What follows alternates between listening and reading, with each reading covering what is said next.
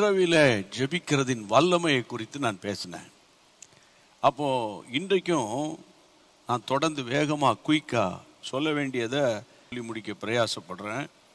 இரவில் ஜெபம் பண்ணுறதுக்கு பைபிளில் there are lot of evidence இருந்தாலும், நான் ஏற்கனவே சொன்னது போல் நம்முடைய அருமையான இயேசு ராஜா தான் சரியான ரோல் மாடல்.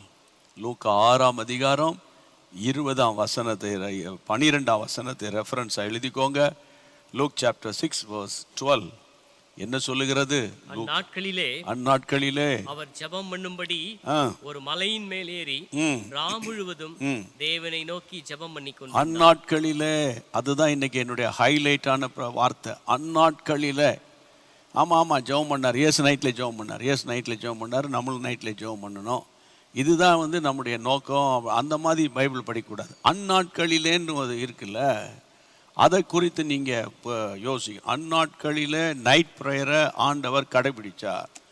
அந்நாட்களில் அப்படின்னா அதுக்கு முந்தின வசனத்தை வாசித்தா தெரியும். அங்கே சூமின கையுடைய ஒரு மனுஷனுக்கு இயேசு அற்புதம் செய்கிறாரு. ஏன்னா இப்போ ஓய்வு நாளில் நீர் எப்படி செய்வீர்னு ஆண்டவரை டார்ச்சர் பண்ணுறானுங்க. அவரை என்ன செய்யலான்ற அளவுக்கு போராடுறாங்க ஒரு கூட்டம். இயேசுவின் ஊழியத்துக்கும் இயேசுவுக்கும் விரோதமாய் ஒரு கூட்டம் எழும்பினார்கள். நீங்கள் உண்மையாக ஊழியம் செஞ்சீங்கன்னா, உண்மை விசுவாசியாக ஆஃபீஸில், குடும்பத்தில், உங்கள் சர்ச்சில் இருந்தீங்கன்னா உங்களுக்கு தான் டார்ச்சர் வரும். புரியுதா உங்களுக்கு? ஃப்ராட் பண்ணுறவங்க, கள்ளத்தனம் பண்ணுறவங்க, ஆஃபீஸில் சரி, வேலை ஸ்தலத்தில் சரி, ஊழியத்தில் சரி, ஃபோர்ஜரி பண்ணுறவனுக்கு அதாவது எல்லா பயங்கரமான அப்போசிஷன்லாம் வராது. அப்போ இயேசுக்கு பயங்கரமான அப்போசிஷன் வந்தபோது உடனே ஆண்டவர் நைட் ப்ரேயரை கண்டக்ட் பண்ணுறார். அப்போ அப்போசிஷன்ஸை மேற்கொள்வதற்கு சரியான ஸ்ட்ராட்டஜியை கண்டுபிடிக்கிறதுக்கு இரவு ஜெபம் முக்கியம். நம்ம ஜெபம் நடத்திக்கிட்டே வரோம். தேவனுக்கு ஸ்தோத்திரம் பண்ணுங்க. ஆமாம், பல ஆயிரங்கள் இரவிலே கனெக்ட் பண்ணுறதுக்காக ஸ்தோத்திரம் பண்ணுங்க. ஸ்தோத்திரம் ஆண்டவரே, ஸ்தோத்திரம். பிரியமானவர்களே, பைபிளில் இன்னைக்கு சாயங்காலம் கொஞ்ச நேரம் ஜாஷுவாவை பற்றி வாசித்துட்டு இருந்தேன். யோசுவாவை பற்றி வாசித்தேன். யோசுவா 8ஆம் அதிகாரம் 3ஆம் வசனத்தில் குயிக்கா எழுதிக்கிட்டே வாங்க. யோசுவா 8ஆம் அதிகாரம் 3ஆம் வசனம். அப்பொழுது ஆயின் மேல் போக யோசுவாவும் சகல யுத்த ஜனங்களும் எழுந்து புறப்பட்டார்கள். யோசுவா யுத்த வீரரான 30,000 பேரை தெரிந்தெடுத்து ராத்திரியிலே அவர்களை அனுப்பி, ஆமா, நைட்ல யுத்த வீரர்களை அனுப்புகிறார். எப்போ நடக்கும் பாருங்க கர்த்தருடைய பிள்ளைகளே. அதே மாதிரி ஒரு தேசத்துக்கு இன்னொரு தேசத்துக்கு யுத்தத்தை டிக்ளேர் பண்ணுறாங்கன்னா திடீர்னு நைட்டில் அந்த பயங்கரமான ஒரு ஃபைட்டர் விமானங்கள்லாம் பறக்கும். புரியுதா உங்களுக்கு? இதெல்லாம் பைபிளினுடைய ஸ்ட்ராட்டஜி தான். புரியுதா உங்களுக்கு? அப்போ வசனம் சொல்லுகிறது 30,000 பேரை யுத்தத்துக்கு ஆயி பட்டணத்தில் ஏற்கனவே ஃபெயிலியர் ஆகிப்போச்சு. ஃபர்ஸ்ட் அட்டம்ப்டில் தோற்று போய் 36 பேரை மலையின் இறக்கத்தில் வெட்டி போட்டு இஸ்ரவேல் ஜனங்களுடைய இருதயங்கள்லாம் கரைந்து போய் 7ஆம் அதிகாரம், அது 7ஆம் அதிகாரத்தில் சோர்ந்து போய் அதுக்கப்புறம் போராடி ஜெபம் பண்ணி ஆகானை கண்டுபிடிச்சு அவனை துரத்தி அவனை ஒன்றுமில்லாமல் ஆக்கிட்டு திரும்ப ஆண்டவர் ஒரு நியூ ஸ்ட்ராட்டஜியை கொடுக்குறாரு. யாருக்கு? ஜாஷுவாக்கு. அந்த திட்டத்தின்படி யோசுவா 30,000 பேரை சூஸ் பண்ணி யுத்த காலத்துக்கு அனுப்புகிற நேரம் ராத்திரி நேரம். தூங்கிட்டு இருந்தா எப்படி பிரதர்? ஊழியர்களே தூங்கிட்டு இருந்தா எப்படி?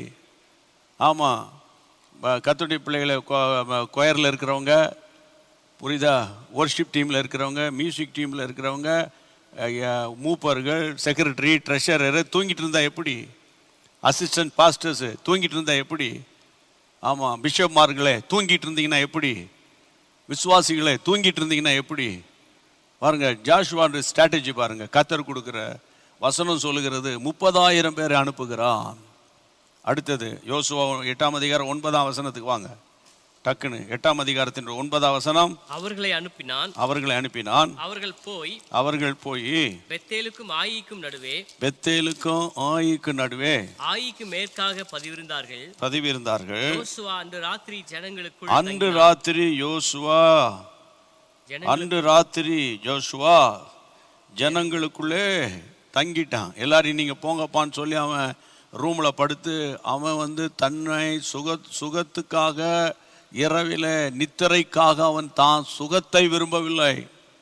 லீடர்ஷிப்பில் யாராவது லீடர்ஷிப்பில் இருக்கிறவங்க, ஊழியத்தில் லீடர்ஷிப்பில் இருக்கிறவங்க, ஒரு குடும்பத்துக்கு லீடர் வந்து மனைவியும் கணவனும் தான் அவங்க.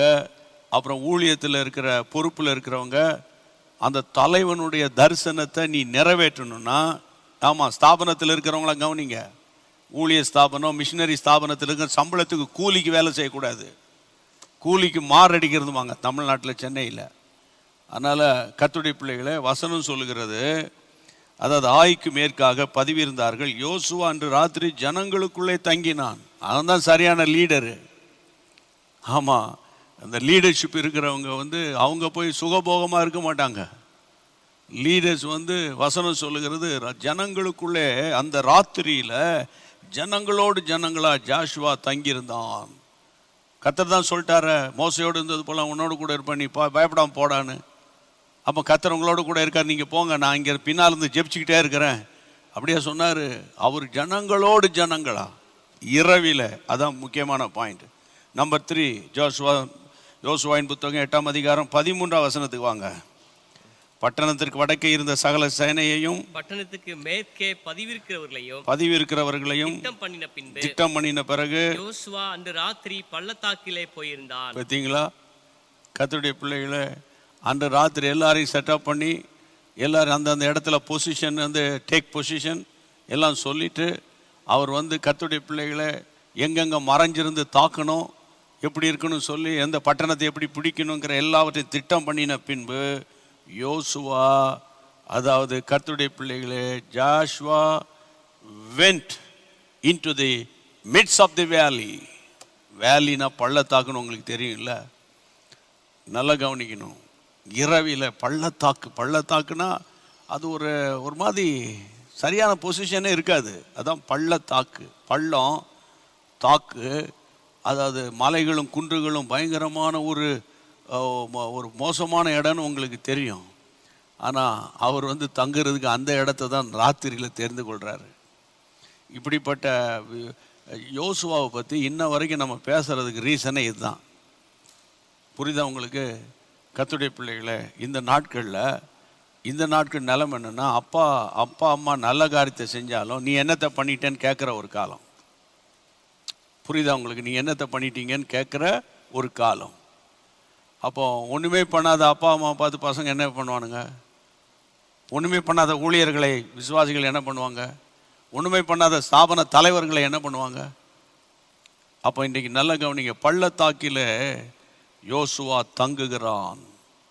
அவனுக்கு பள்ளத்தாக்கு ஒன்று தான், மேடான இடம் ஒன்று தான். அவனுடைய ஏம் என்னென்னா, ஆயி பட்டணத்தை அடிக்கணும், ஆயை நம்ம அழிக்கணும். அதுதான் அவனுடைய ஏம். அவனுடைய ஸ்ட்ராட்டஜியை, கர்த்தர் கொடுத்த ஸ்ட்ராட்டஜியை அவன் நிறைவேற்றணும். எங்கே தங்குறோமோ அது முக்கியம் இல்லை. ஆமாம், இரவை பகலாக்குகிறவன் ஜாஷுவா. கர்த்தருக்கு தோத்திரம். இன்னொரு வசனத்தை சொல்கிறேன். யோசுவாவின் புத்தகம் 10ஆம் அதிகாரம், பைபிளை திருப்புங்க. யோசுவாவின் புத்தகம் 10ஆம் அதிகாரத்துக்கு 9ஆம் வசனம், 10:9.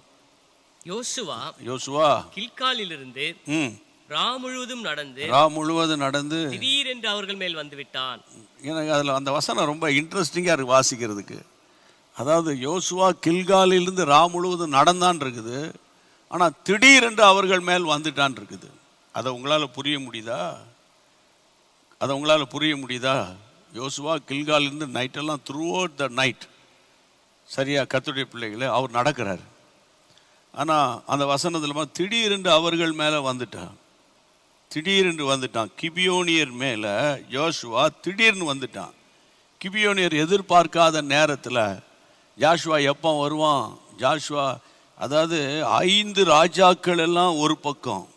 பைபிளில் பார்த்தீங்கன்னா 10ஆம் அதிகாரம் 5ஆம் வசனத்தில் கர்த்தருடைய பிள்ளைகள், எருசலேமின் ராஜா, எப்ரோனின் ராஜா, யர்மூத்தின் ராஜா, லாகீசின் ராஜா, எக்லோனின் ராஜா என்கிற எமோரியன் 5 ராஜாக்களும் கூடிக்கொண்டு 5 ராஜாக்கள் இந்த கர்த்தருடைய பிள்ளைகளை கிபியோனுக்கு முன்பாக பாளையம் இறங்கி இருக்கிற நேரத்தில் அவர்களும், வசனம் சொல்லுகிறது, இந்த 5 ராஜாக்களை எதிர்க்க யோசுவா எடுத்த ஒரு அருமையான ஒரு யுத்த நுணுக்கம் என்னன்னா, இரவில அவன் தூங்காம இரவோடு இரவாக சத்துருவை சந்திக்கிறான். புரியுதா? புரிஞ்சவங்க கையை வைத்து அல்லேலூயா சொல்லுங்க. இரவோடு இரவாக 5 ராஜாக்களை சந்திக்கிற இரவு.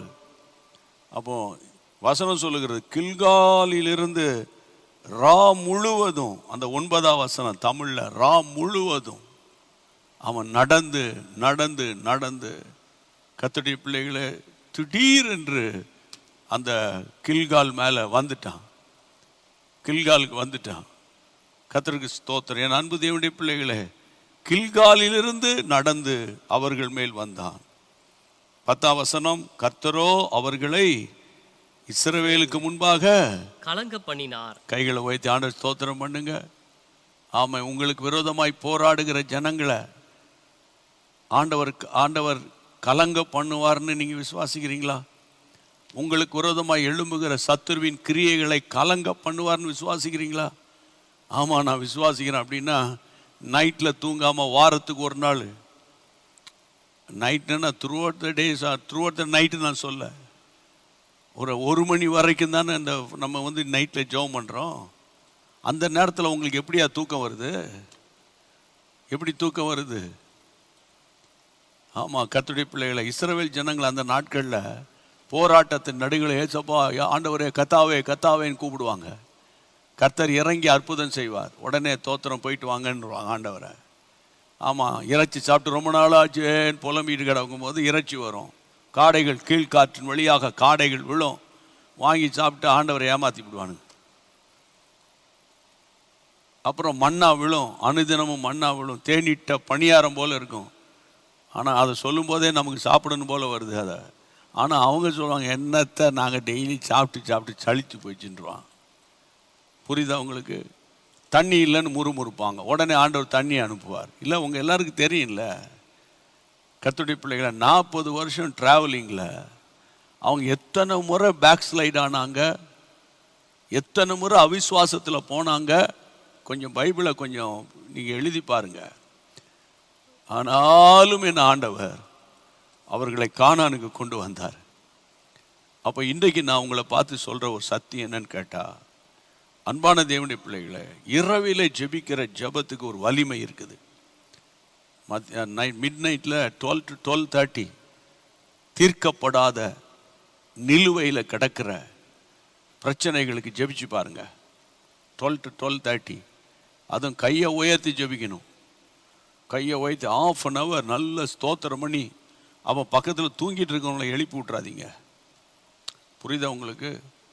தனியாக போய் ஒரு மூலையில் உட்காந்து அமைதியாக சத்தங்கித்தம் போடாமல் அப்படியே கண்ணீரோடு கூட ஸ்தோத்திரம் பண்ணி உங்கள் பிள்ளைகள் பெயரை சொல்லுங்க. கீழ்ப்படியாத பிள்ளைங்க, கஞ்சா அடிக்கிற பிள்ளைங்க, குடிக்கிற பிள்ளைங்க, வீட்டுக்கு சொல்லாமல் கொள்ளாமல் போகிற பிள்ளைங்க, ஃப்ரெண்ட்ஸ் வீட்டுக்கு போகிறேன்னு சொல்லிட்டு எங்கேயும் சுற்றுற பிள்ளைங்க, பாவத்தில் விழுந்து போன பிள்ளைங்க, தவறான உறவில் இருக்கிற புருஷன், பிள்ளைங்க, மனைவி, அவங்க யார் யார் இருக்காங்களோ எல்லாருடைய பெயரை சொல்லி சொல்லி சொல்லி சொல்லி இந்த 1/2 மணி நேரம் நீங்கள் ஜெபிச்சிங்கன்னா ஒரு 2-3 மாதத்துக்குள்ள அந்த கிரியைகளெல்லாம் அழிக்கப்படுதா இல்லையான்னு பாருங்க. இல்லையான்னு பாருங்க. கர்த்தருடைய பிள்ளைகளை, தேவைக்கு மாத்திரம் ஆண்டவரை தேடாதீங்க தயவு செய்து. ஆமாம், தேவை அது நன்றி கட்ட இஸ்ரவேல் ஜனங்கள். தேவைக்கு மாத்திரம் பாஸ்டர் ஜெபம் பண்ணுங்க பாஸ்டர், இந்த மாதிரி வியாதின்னு சொல்கிறாங்க. வியாதி சுகமாயிட்டுனா, பாஸ்டர் அன்றைக்கி ஜெபம் பண்ணிங்களே அப்போவுமே சுகமாயிடுச்சு பாஸ்டர், சொல்கிறதுக்கு டைம் இல்லாமல் போச்சு. புரியுதா உங்களுக்கு? கல்யாணத்துக்காக ஜெபம் பண்ணுங்க பிரதர். சரி, தற்செயலாக எங்கேயாவது பார்த்து கல்யாணத்துக்காக ஜெபம் பண்ணிட்டுருங்க பாஸ்டர், அது அப்போவுமே முடிஞ்சிருச்சு. தெரியாதா உங்களுக்கு? நீ சொன்னாதானே தெரியும், சொன்னாதானே தெரியும்.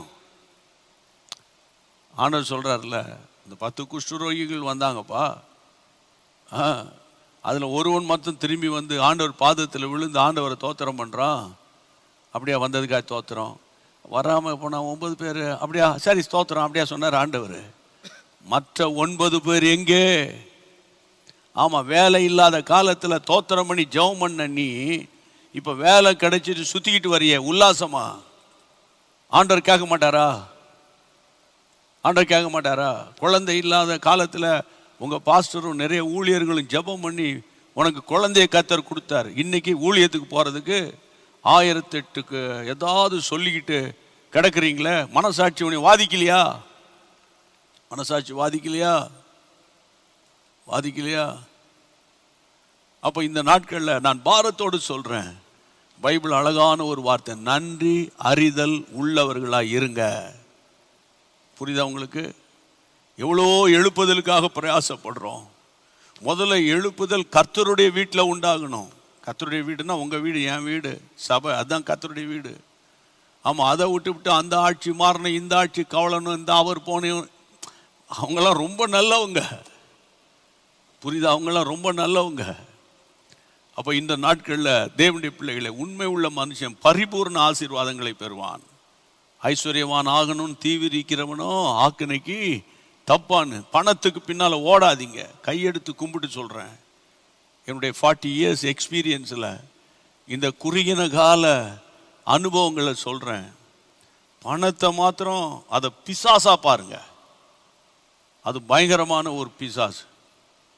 பாவத்தில், மற்ற பாவத்தில் விழுந்தா தெரியும், பணத்தில் விழுந்தா தெரியாது. அதான் விஷயம். நீங்கள் நினச்சிப்பீங்க, Lord has blessed me abundantly. ஆமாம், நேரத்துக்கு ஒரு ஷூ, நேரத்துக்கு ஒரு காரு, நேரத்துக்கு ஒரு சேலை. புரியுதா உங்களுக்கு? தெரியாது, ஏன்னா கர்த்தர் ஆசீர்வதிச்சிருக்காருன்னு.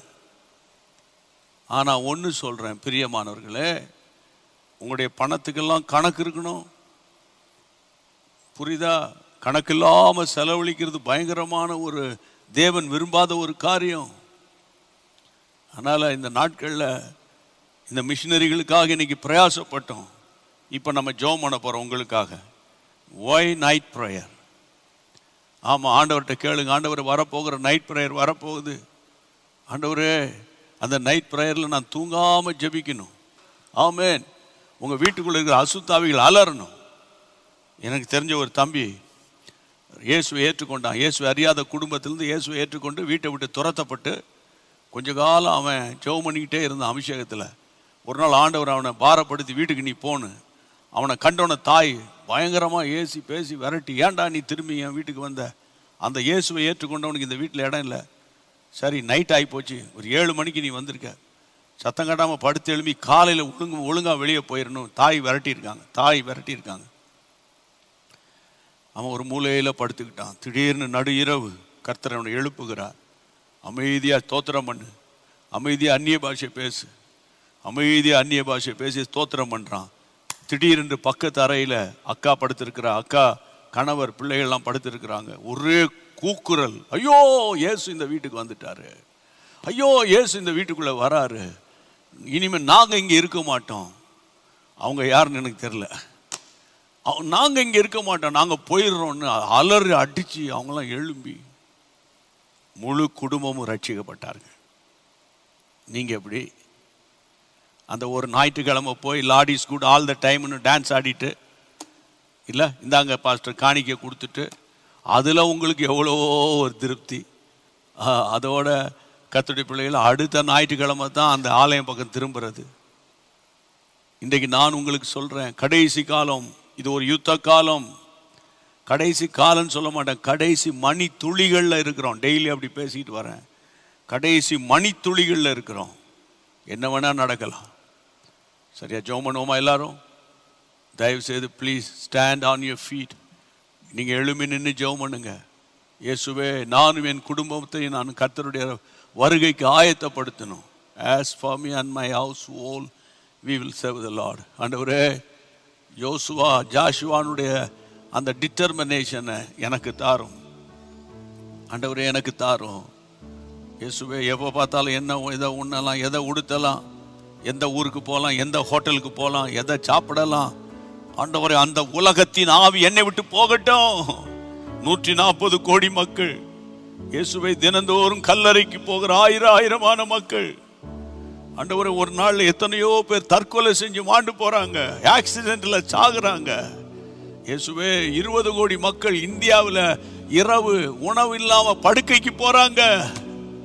எங்களுக்கு அந்த மீட்டிங் முடிஞ்சோன்னு நல்ல சாப்பாடு இருக்குப்பா. எல்லாரும் கைகளை வைத்து ஜெபம் பண்ணுங்க. ஆண்டவர், மிஷினரிகளுக்காக ஜெபிக்கிறோம். அதே போல இரவு ஜெபத்துக்கு என்னை அர்ப்பணிக்கிறேன். சொல்லுங்க, இரவு ஜெபத்துக்கு என்னை அர்ப்பணிக்கிறேன். வாரத்துக்கு ஒரு முறையாவது ஜெபம் பண்ணி சத்துருவை துரத்தி என் வீடு ஒரு ஜெப கூடாரமாய் மாறும்படி என் சுகபோகத்தை ஆண்டவரை விரட்டி அடிப்பேன். கனநித்திரை விரட்டி அடிக்கிறேன் இயேசுவின் நாமத்தினால. கர்த்தருக்கு ஸ்தோத்திரம், கர்த்தருக்கு ஸ்தோத்திரம், கர்த்தருக்கு ஸ்தோத்திரம். அப்பா, யார் யாரெல்லாம் ஜெபிக்கிறாங்களோ அவர்களுக்குள்ள ஒரு மகிமை இறங்கட்டும். உம்முடைய ராம மகிமைப்படட்டும். இன்றைக்கும் வியாதி உள்ளவர்களை குணமாக்கும். சமாதானம் இல்லாதவர்களுக்கு சமாதானத்தை தாரும். அப்பா, நிம்மதி இல்லாதவங்களுக்கு நிம்மதியை தாரும். பலவீனமானவர்களை தொடுங்க ஆண்டவரே, பலவீனமானவர்களை தொடுங்க ஆண்டவரே. வியாதியில மருத்துவ சிகிச்சையில் இருக்கிறவங்களுக்கு சுகத்தை கொடுத்து அனாவசியமான செலவுகளுக்கு நீங்களாக்கும் ஆண்டவரே. உம்முடைய கைகளில் ஒப்பு கொடுக்கிறோம். உம்முடைய பரிசுத்த நாமம் மட்டும் மகிமைப்படட்டும். ஜெபத்தை கேட்டீரே, உமக்கு ஸ்தோத்திரம் பிதாவே. ஆமென். என்னுடைய குடும்பத்தை நினைச்சு ஸ்தோத்திரம் பண்ணுங்க. நம்முடைய அன்பான தம்பிமார்கள், மீடியா டீம், வொர்ஷிப் டீமை நினைச்சு, ப்ரேயர் டீமை நினைச்சு ஸ்தோத்திரம் பண்ணிருங்க. கர்த்தர் கிருபையாய் நம்மை நடத்துவார். இன்றைக்கு நீங்க கர்த்தரால் தொடப்பட்டிருந்தாலோ அல்லாவிட்டால் உங்களுக்கு ஏதாவது கருத்துகள் இருக்குமானால் வாட்ஸ்அப் மூலம் தெரியப்படுத்துங்க. சரியா? உங்களோடு தொடர்ந்து நாங்கள் தொடர்பு கொள்வோம். இன்றைக்கு இதுவரைக்கும் சப்ஸ்கிரைப் பண்ணாதவங்க நம்முடைய யூடியூப் சேனலை ஜீசஸ் மீட்ஸ் மினிஸ்ட்ரீஸ் சப்ஸ்கிரைப் பண்ணிக்கோங்க. கர்த்தருடைய நாமம் நிச்சயமா உங்க வீட்டுக்குள்ள மகிமைப்படும்னு உங்களை மிகுந்த அன்போடு கூட கேட்டுக்கொள்கிறேன். சரியா? எல்லாரும் சேர்ந்து சொல்வோமா? என் ஆத்துமாவே கர்த்தரை ஸ்தோத்திரி, என் முழுவலுமே பரிசுத்த நாமத்தை ஸ்தோத்திரி, என் ஆத்துமாவே கர்த்தரை ஸ்தோத்திரி, கர்த்தர் செய்த சகல உபகாரங்களை மறவாதே. ஆமென். சேர்ந்து பாடுவோம். இரவுகள் எல்லாம் ஜெப நேரமாய் மாறணுமே, நான் ஜெபிக்கணுமே. இரவுகள் எல்லாம் ஜெப நேரமாய் மாறணுமே, நான் ஜெபிக்கணுமே. ஜெப ஆவி ஊற்றுமே, விண்ணப்பத்தின் ஆவியை ஊற்றிடுமே. ஜெப ஆவி ஊற்றுமே, விண்ணப்பத்தின் ஆவியை ஊற்றிடுமே. ஜெப ஆவி ஊற்றி ஜெபிக்க செய்யும், விண்ணப்பத்தின் ஆவி வந்திறங்கட்டும். ஜெப ஆவி ஊற்றி ஜெபிக்க செய்யும், விண்ணப்பத்தின் ஆவி வந்திறங்கட்டும். ஆமென். கர்த்தர் உங்களை அளவில்லாமல் ஆசீர்வதிப்பார். ஒருவருக்காக ஒருவர், ஒருவர் பாரத்தை ஒருவர், ஒருவரோடு ஒருவர் இணைந்து ஜெபிப்போம். தொடர்ந்து இந்த ஜெப ஊழியத்தில் பங்கு பெறுங்கள். நான் சொன்னது போல சப்ஸ்கிரைப் பண்ணாதவங்க சப்ஸ்கிரைப் பண்ணிருங்க. ஜீசஸ் மீட்ஸ் மினிஸ்ட்ரீஸ் இந்த ஜெப ஊழியம் தொடர்ந்து நடைபெற, சரியா, தொடர்ந்து நீங்கள் எங்களுக்காக ஜெபிக்கணும் என்று உங்களை அன்போடு கூட கேட்டுக்கொள்கிறேன். God bless you.